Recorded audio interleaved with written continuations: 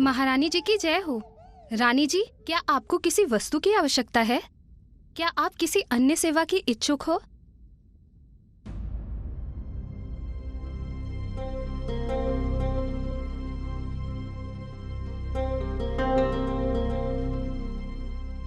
क्या तुम्हें मेरे आभूषण चाहिए? क्या आपके आभूषण? बदले में सिर्फ अपने वस्त्र देने होंगे। उठा लो। अरे पोटली उठाई हुई तो है, अब क्या तुम्हें भी उठा लूं? अरे नहीं, हमें नहीं, अपने कदम शीघ्रता से उठा लो ताकि हम ये गर्म भोजन रानी तक पहुंचा सके। मुझे तुम्हारे साथ आना ही नहीं चाहिए था। महाराज ने हमें केवल भोजन बनाने के लिए कहा था, उसे उठाकर यहाँ लाने के लिए नहीं कहा था। और वैसे भी महाराज केवल आप ही को वेतन देते हैं, इसीलिए इसे उठाकर आप ही को लाना पड़ेगा। वाह वाह वाह वाह वाह, कितनी शीघ्रता से तुमने मुझे स्वामी से सेवक बना दिया। नहीं, समय अनुसार व्यक्ति का सही उपयोग करना ही कुशलता कहलाता है। अभी आप ही ने हमें सिखाया था। अभी देखना, कुछ ही क्षण बाद महारानी अपने मुख से हमारी प्रशंसा करेगी। आप अपने कानों से सुन लेना। जब वो हमारे हाथों से बना हुआ खाना खाएंगे, देखना हमारा खाना वो श्रीलंका भी मंगवाएंगे। ओह शारदा महोदया, इतनी दूर का मत सोचो। श्रीलंका तक तुम्हारा भोजन पहुंचते पहुंचते खराब हो जाएगा। अम्मा सही कहती है, आपका जन्म लोगों की त्रुटियां निकालने के लिए हुआ है। ठीक है, चलो। अब रानी मुनमुन अपने कक्ष में ही है ना? हाँ, विश्राम तो नहीं कर रही? हम उनके लिए भोजन लेकर आए हैं। आप उनके कक्ष में प्रवेश कर सकते हैं। चलो चलो चलो।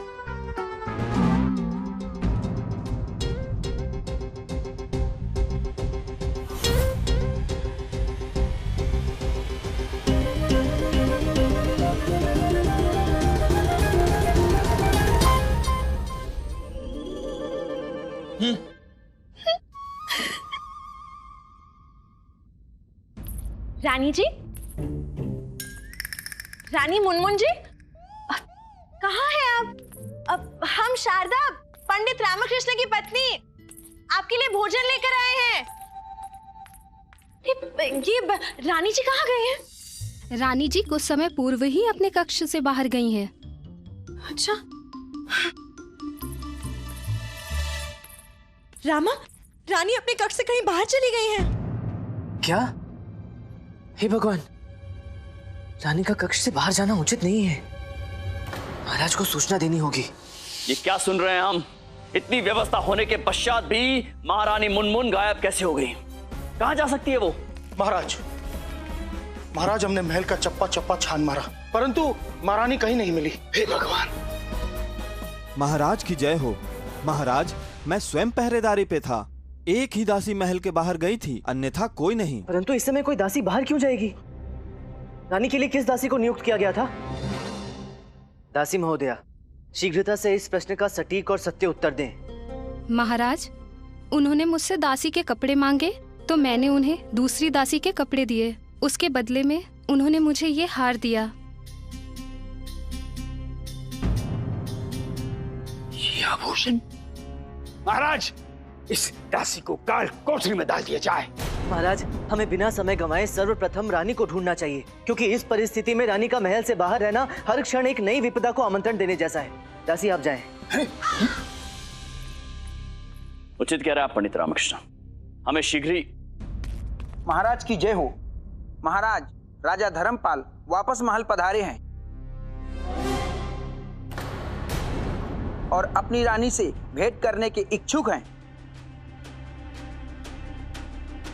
नहीं महाराज, हमें राजा धर्मपाल को रोकना होगा। रोकना कैसे होगा? महाराज धर्मपाल का अपनी अर्धांगिनी से मिले बगैर रहना असंभव है। नहीं महाराज, हमें न केवल उन्हें रोकना होगा, अपितु उन्हें इस बात का भी ज्ञात नहीं होना चाहिए कि रानी इस समय महल से गायब है। हाँ, सत्य कह रहे हैं। यदि महाराजा को पता चल गया कि उनकी धर्मपत्नी यहाँ नहीं है तो अनर्थ हो जाएगा। वो युद्ध की घोषणा भी कर सकते हैं। हाँ महाराज, राजा धर्मपाल आपके मित्र हैं। यदि वे किसी की बात पर विश्वास कर सकते हैं तो वो केवल आप ही हैं। हम? आप कृपया करके उन्हें नियंत्रण में रखें। मैं देखता हूँ कि रानी को कैसे ढूंढा जा सकता है। अच्छा, ठीक है, हम प्रयास करते हैं, परंतु पंडित रामकृष्ण आप लोग भी कुछ कीजिएगा। महारानी मुनमुन को शीघ्र, अति शीघ्र ढूंढ निकालेगा। हम चलते हैं। पंडित रामकृष्ण, वो रानी को खोजने में तुम्हें हमारी सहायता की आवश्यकता तो अवश्य पड़ेगी। नहीं गुरुवर। मंत्रीवर, मेरे पास एक योजना है। हाँ बोलो बोलो, क्या योजना है? उचित समय आने पर आपको अवश्य बताऊंगा गुरुवर। आइए मंत्रीवर। उचित समय, शीघ्र बताइए योजना क्या है? सर्वप्रथम हमें उस कक्ष में जाना चाहिए जहाँ रानी विश्राम कर रही थी, और उस दासी को भी बुलवाइए। हाँ जी जी, आइए।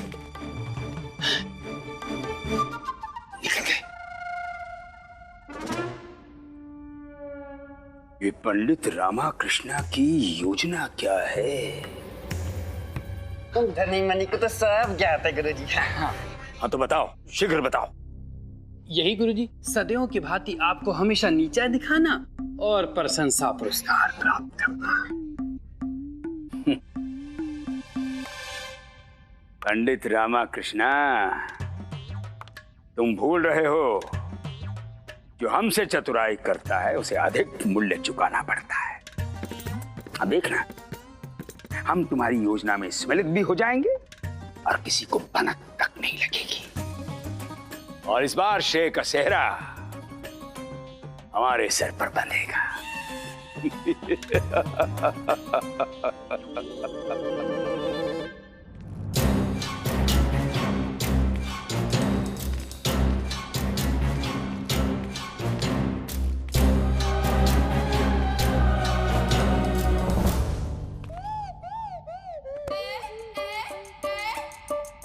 हमारे ये मित्र हमसे गले मिल नहीं रहे हैं, अपितु हमारे गले पड़ रहे हैं। हे भगवान, विजयनगर का सम्मान अब आपके हाथों में है।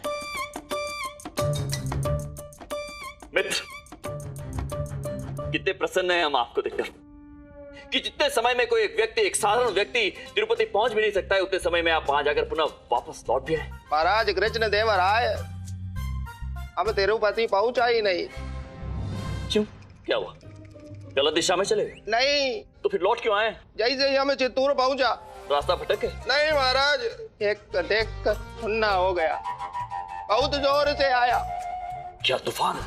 नहीं मित्र, हमारे महाराज को ना बहुत जोर से रानी मुनमुन की याद आई, और स्मरण हुआ कि रानी से पूछा तो भूल ही गए कि बालाजी से क्या क्या उपहार लेके आए, तो पूरे दल को वापस लौटने का आदेश दे दिया। बस इतनी सी बात? नहीं मित्र, बहुत बड़ी बात होता। प्रस्थान से पूर्व भी हम रानी को विदाई का नमस्कार ठीक से नहीं कह पाया था। तो यदि आप अपनी मन्नत पूरी करके आते तो हम आपको आश्वासन दिलाते हैं, हम रानी मुनमुन को ढोल नगाड़ों के साथ आपके साथ विदा करते। परंतु आप बात को समझ नहीं रहे। ये जो पूजा होती है, मन्नत होती है, ऐसे शुभ कार्यों का एक मुहूर्त होता है, एक समय होता है। वो समय निकलना नहीं चाहिए मित्र। मित्र, आपका शुभ मुहूर्त अशुभ मुहूर्त वापस आ सकता है, लेकिन रानी के बिना व्यतीत पीड़ादायक क्षणों कदापि वापस नहीं आना चाहिए मित्र। इसलिए हम वापस आ गए। परंतु महाराज। मित्र, आप हमारी दर्द को हमसे 2 गुना अधिक समझते। 2 गुना? हाँ मित्र। वो कैसे? हमारा एक रानी मित्र, आपका 2 रानी, इसलिए आप हमारा कठिनाई 2 गुना अधिक समझ सकते मित्र। हाँ मित्र, अवश्य समझ सकते हैं, परंतु अब तो बहुत विलंब हो गया, क्या कर सकते हैं? किया जा सकता है मित्र। बस मित्र, आप हमें ये बताएं कि हमारी रानी मुनमुन महल के किस कोने में है। देखना मित्र, रानी को देखते ही हम एक देख मतलब चैन आ जाएगा। चला जाएगा, आनी चाहिए। मंत्रीवर, आप दासी महोदया से कहिए कि रानी मुनमुन के जो आभूषण और वस्त्र इनके पास हैं, उन्हें धारण करके उल्टा मुंह करके बिस्तर पर लेट जाएं और किसी के बुलाने पर भी मुड़कर ना देखें। हाँ? अर्थात रानी जी का वेश बनाकर? हाँ, हाँ। महामंत्री जी, ये वस्त्र और ये आभूषण लेने के लिए रानी जी ने हमें विवश किया था। जैसा कहा गया है वैसा कीजिए, अन्यथा हम आपको दंड देने के लिए विवश हो जाएंगे। जैसी आपकी आज्ञा। आइए पंडित रामकृष्ण।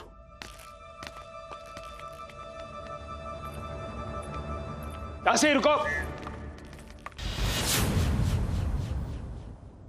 दासी ये कपड़े और आभूषण लिए क्यों खड़ी है?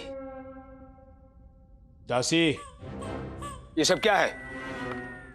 बताओ, योजना क्या है? वो महाराज आएंगे तो ये कपड़े और ये आभूषण उन्हें। समझ गए, पंडित रामाकृष्णा की ये योजना है। वस्त्र और आभूषण हमें दो और शीघ्र यहां से निकलो। जाओ। गुरुजी, रानी जी तो कब का यहाँ से प्रस्थान कर चुकी हैं। अब वापस मरे हुए सर्प को लेके करेंगे क्या?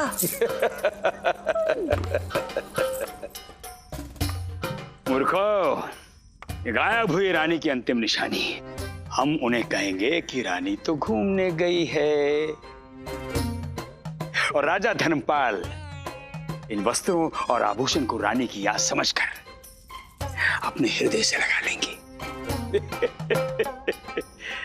परंतु हाँ, ये सब हम स्वयं लंका नरेश तक पहुंचाएंगे, और ये सब देखकर वो प्रसन्न हो जाएंगे और हमें पुरस्कार देंगे। परंतु गुरुजी, क्या आपको यकीन है कि पंडित रामाकृष्ण की यही योजना है? अवश्य, अवश्य।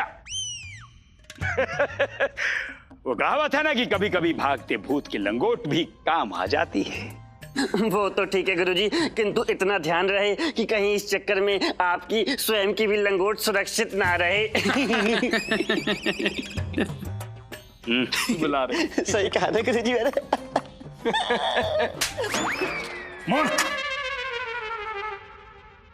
पंडित रामाकृष्णा,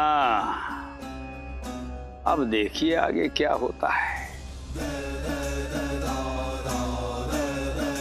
महाराज धर्मपाल, रानी मुनमुन बड़ी महारानी और छोटी महारानी जी के साथ ढेर सारी बातें करके और घूम के थक गई हैं। उन्हें गहरी निद्रा से उठाना उचित नहीं होगा। जी, और जब तक आप तिरुपति होकर पुनः लौट कर आएंगे तब तक वो निद्रा से जाग भी जाएंगी। हाँ, मन्नत और निद्रा दोनों पूरी हो जाएगी। जी हाँ, एक तीर दो निशान, मन्नत और निद्रा। अमृंद्र, आना जाना अब जब रानी की एक झलक देखे बिना नहीं होगा। मित्र, अब महामंत्री जी, महामंत्री जी, शरबत का प्रबंध कीजिए। जी जी अवश्य। मित्र, दासी, आचार्य, आप यहाँ क्या कर रहे हैं? क्यों महामंत्री जी, आपकी और पंडित रामाकृष्ण की योजना अनुसार यहाँ पंडित रामाकृष्ण को होना चाहिए था, है ना? परंतु आप भूल रहे हैं, हम सर्वज्ञानी राजगुरु हैं, हमसे कुछ छिप नहीं सकता। अरे अरे आचार्य, हमने और पंडित रामाकृष्ण ने आपको दूर रहने को कहा था ना, कर दी ना गड़बड़। अर्थात? अरे अर्थात हम ही ने उस दासी को रानी मुनमुन जी के वस्त्र और आभूषण पहनकर मुंह ढककर सोने को कहा था। ऊपर से महाराज कृष्णदेव राय और महाराज धर्मपाल यहीं पे आ रहे हैं। वैसे वो दासी कहाँ है? वो दासी तो हमारे गुरुजी ने भगा दिया, पहले ही भगा दिया दासी को तो। क्या? हाँ। हे भगवान, ये क्या कर दिया आपने आचार्य? महारानी मुनमुन जी को न पाकर महाराज धर्मपाल अवश्य युद्ध की घोषणा कर देंगे, और तो और इस युद्ध का कारण बनेंगे आप। नहीं। और उसके उपरांत महाराज कृष्णदेव राय आपको कठोर से कठोर दंड देंगे, और यदि आपको इस दंड से बचना हो तो आप ही को कुछ न कुछ करना होगा। अरे महामंत्री जी, भगवान, ये हमने क्या कर दिया? अब हम क्या करें? गुरुजी, इस परिस्थिति से बचने का बस अब एक ही उपाय है। क्या? आपको स्वयं आपको रानी का रूप धारण करके बिस्तर पर लेटना होगा। अरे चुप मूर्खो, हम स्त्री का रूप धारण करेंगे? हम महागुरु, राजगुरु तथा चारे हैं। गुरुजी, इसीलिए तो करना एक कार्य है, वरना काल कोठरी में जाना अनिवार्य है। गुरुजी, शीघ्रता कीजिए, आपके पास अब इसके अलावा कोई विकल्प नहीं है।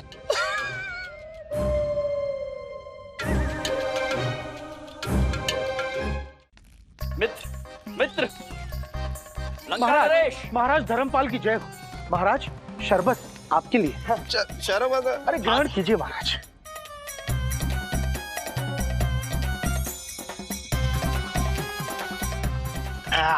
हो गया। महाराज धर्मपाल, एक और हमारी तरफ से। हाँ।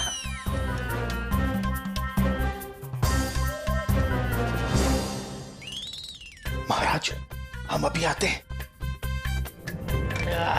हो गया, चले? नहीं, एक मेरी तरफ से भी महाराज। अरे लीजिए।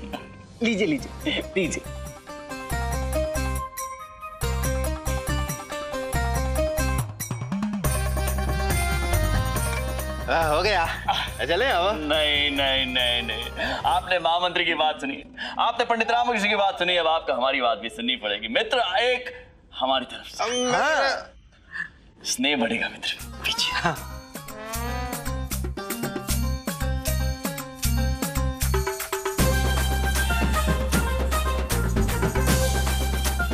हो गया, अब चले। अब तो चलो चलो चलो, आराम से आराम से। हम उद्यान में चलते हैं, बहुत अद्भुत उद्यान। महामंत्री जी मित्र,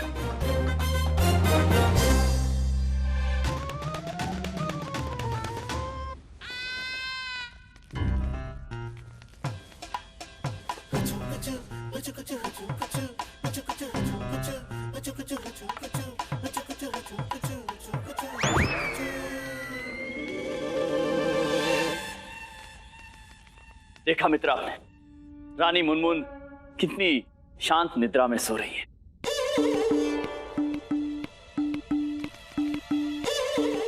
मैं सोता हुआ सपने में भी अपनी रानी को देखता प्रतिदिन, परंतु आज हमारा रानी अधिक मोटा अधिक छोटा लगता।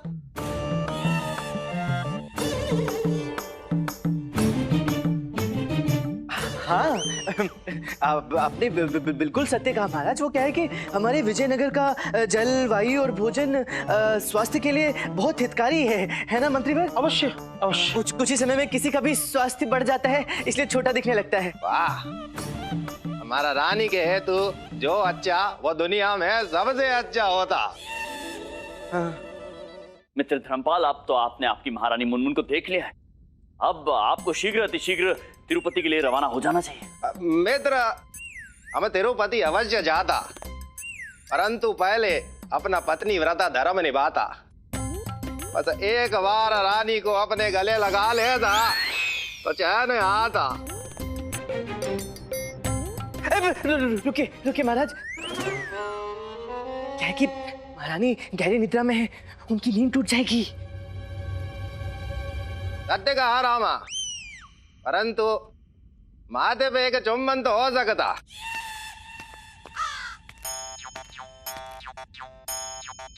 सोता हुआ भी हमारा रानी कितना सुंदर और मासूमियत का चित्र लगता।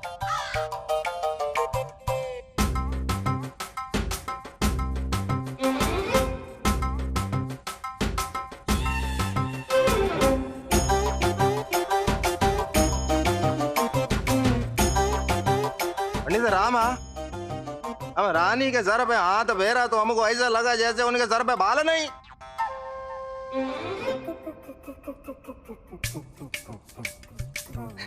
क्षमा करें महाराज, किंतु अपने हाथों का दोष आप महारानी जी को नहीं दे सकते, है ना?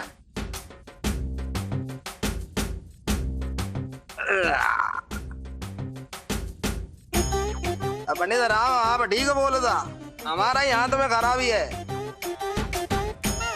हमारा रानी में कोई त्रुटि नहीं हो सकता।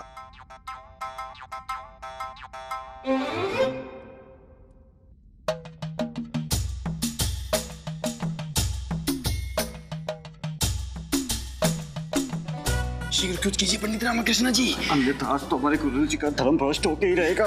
हमारे गुरु जी विजयनगर में मुंह दिखाने योग्य नहीं रहेंगे, कुछ कीजिए। रुकिए महाराज, महाराज अनर्थ हो जाएगा। यदि आपकी चेष्टा से महारानी आधी निद्रा से उठ गई तो सोचिए क्या होगा। आप ही ने बताया था ना कि उन्हें व्यक्तित्व परिवर्तन विकार है, कुछ भी हो सकता है, पता नहीं क्या होगा। पंडित रामकृष्ण, आपने रानी का आंख खोलने से पहले हमारा आंख खोल दिया। पहले भी आधी नींद से उठ गई रानी ने रूप धारण किया था। हाँ, महाराज कृष्ण देव राय मित्र हो तो आप जैसा। अब हम निश्चिंत हैं कि हमारी रानी यहाँ पे स्वस्थ है, सुरक्षित है। अब हम बिना विलंब किए तिरुपति के लिए प्रस्थान करेंगे। इक्का दुक्का ठुन्ना, एक डेक्का ढूंढना।